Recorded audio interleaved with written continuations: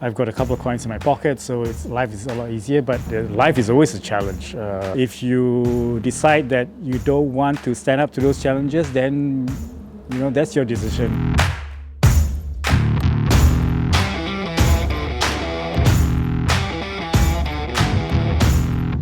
Hi, my name is Khoo and I'm with Niza Racing, and racing is my passion.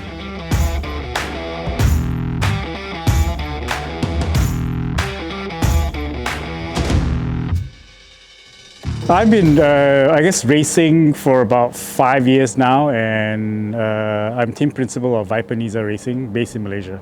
So I was born in Seremban and lived the first 4 or 5 years in Seremban, and when my dad got transferred from Seremban to KL, it so happened that we moved on May 13.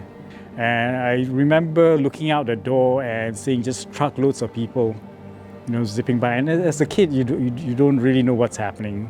So as I grew older and I kind of knew what happened at that time, then I reflected and said, well, that was quite a moment in life to actually be in that position at that time.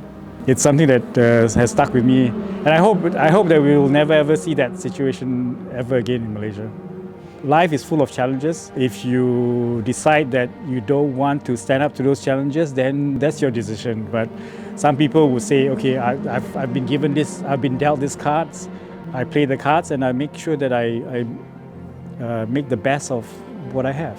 Growing up in a sort of poor, then we became middle-class family. Obviously, things were not always smooth, but I sort of made sure that I would pursue the things that I wanted to pursue, the things that would give me joy, but also at the same time give me the right challenges to be able to improve as a human being, as a person. Life is always a challenge.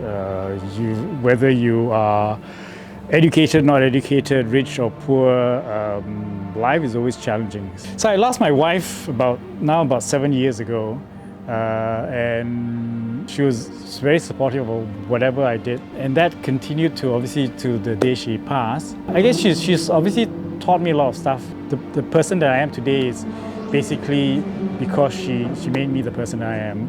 So after she passed, it took a toll on my emotional side of being. But then after a while, I decided that I can't just continue to wallow and question why things have happened that way.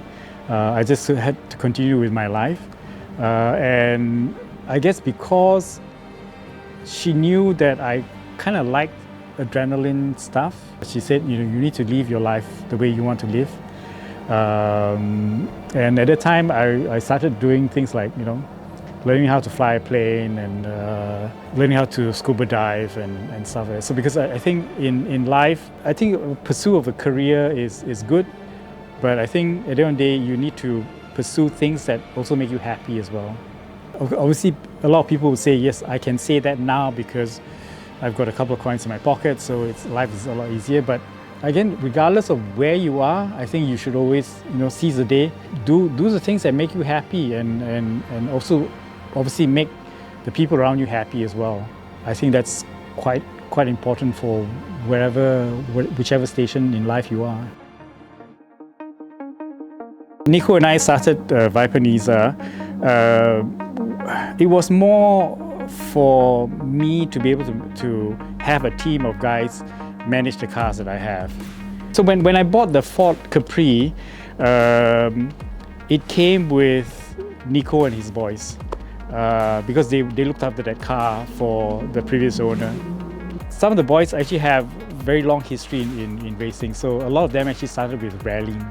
And I guess when you're a rally mechanic, it's really good because most of the time the cars will come in banged up, and you have a short window of opportunity to be able to repair the car. So they're really good at doing that. Quite proud that we're probably the only Malaysian team. Team owner, team manager, mechanics, race engineer, and that's something we're quite proud of. It's been our dream to one day race in Le Mans, the 24. Hopefully that we will actually be able to grow the team to like one of the big teams that you see around the tracks. 6 years ago, I followed my cousin to one of these race meets, and he said, well, why don't you come along and just tag along? I thought, well, this is a pretty cool hobby to have. Subsequently, someone called me and said, oh, the Ford Capri is available. I said, well, really? The Ford Capri is a nice car. And on top of that, it's a race car. So I thought, yeah, why not? So at that time, I was traveling somewhere in Europe, and I gave the guy a call. I said, I've seen your car, I haven't inspected it. But I like the Ford Capri, so I said I'll just buy it. I think a couple of years of doing that, I sort of say, well, I think it's time to move up a rung. So we started looking around at different series, and at that time, so happened that TCR Asia or TCR International was about to launch, and we looked at it and we went into TCR, and now we're in the 5th year of doing TCR in Asia. TCR is basically your regular touring cars. These cars are basically 2-liter turbos, putting out about 330 to 350 horsepower. They're actually fun cars to drive because the front wheels, so basically you put your throttle down before the corner or before the apex to just drive the car through. And because of the ride height, you can actually muscle them across the curbs easily. As opposed to a prototype which we do the Asian Le Mans with, endurance. That's a Ligier, it's a French built car. Engine is a Nissan 5-liter, puts out about 600 horsepower, and the whole car weighs about 850 kilos. I guess with racing, it's addictive, and all you want to do is go faster and race a faster car.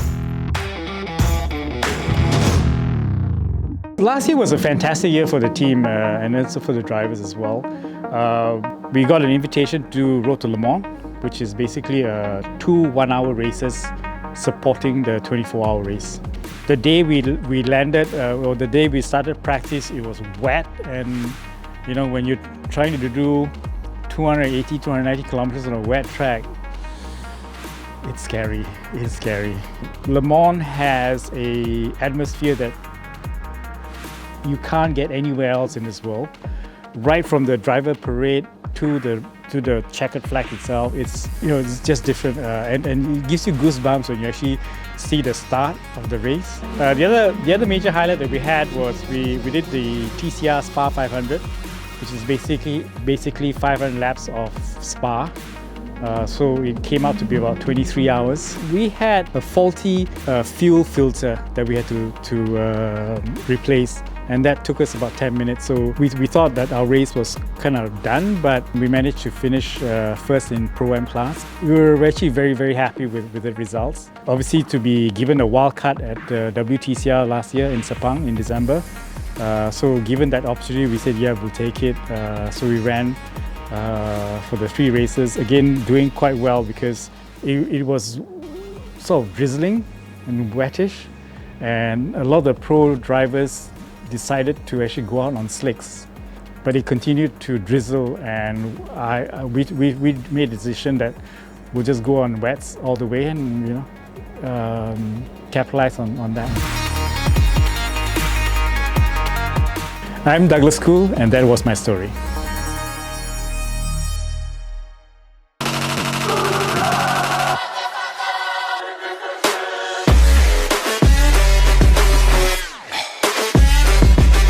Never miss a goal. Watch it on BKA Live TV app right now.